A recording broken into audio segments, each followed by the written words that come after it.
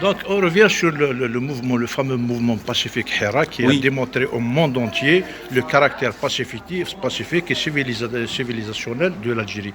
Vous avez marché à la place de la République.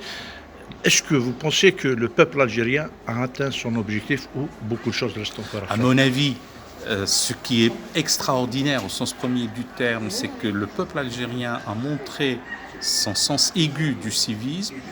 C'est un mouvement civilisé, civique et civilisé, fabuleux, extraordinaire, qui jusqu'à présent, et tant mieux, il faut d'une extrême vigilance, n'a pas versé dans la violence,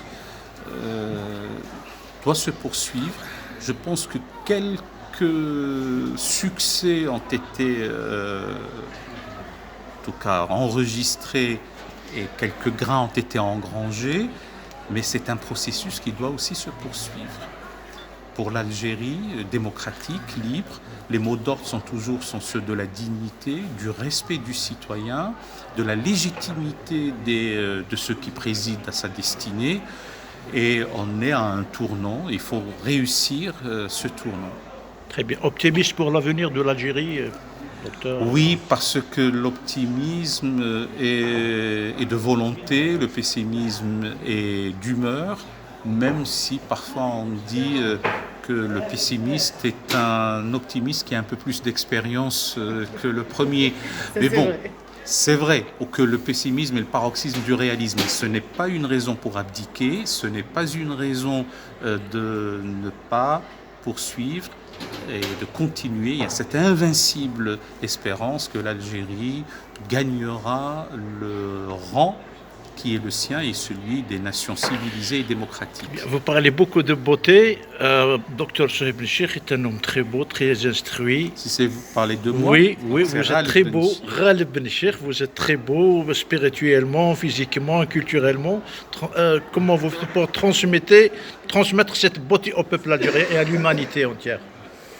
Pardonnez-moi, je ne relativise pas à ma petite personne et si je le croyais un instant, je ferais acte de prétention.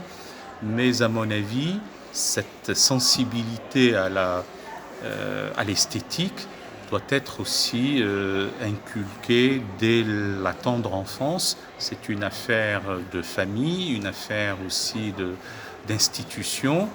Et puis peut-être une inclination, une prédisposition personnelle aussi. Être sensible au gazouillis des oiseaux comme une concélébration cosmique dédiée à l'auteur premier, ou être touché par l'astre solaire, par un temps crépusculaire englouti derrière l'horizon à la mer, c'est quelque chose qui ne laisse pas un être sensible démuni d'émotions. Très bien. Dernière question. Je vous en prie. Dans 2 jours, c'est Yenaïr, Eh de ben, 1970. Yenaïr pour tous les Algériens. Iné pour tous les Algériens, pour tout le peuple vaillant, libre amazigh, le peuple berbère, pas nécessairement algérien, mais de l'ensemble de ce qu'on appelait à l'époque l'Ifriqiya ou la Numidie ou la Mauritanie, donc l'Afrique du Nord. Et la composante amazigh de la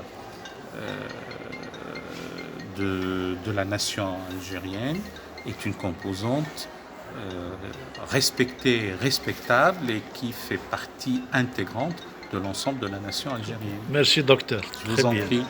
Vous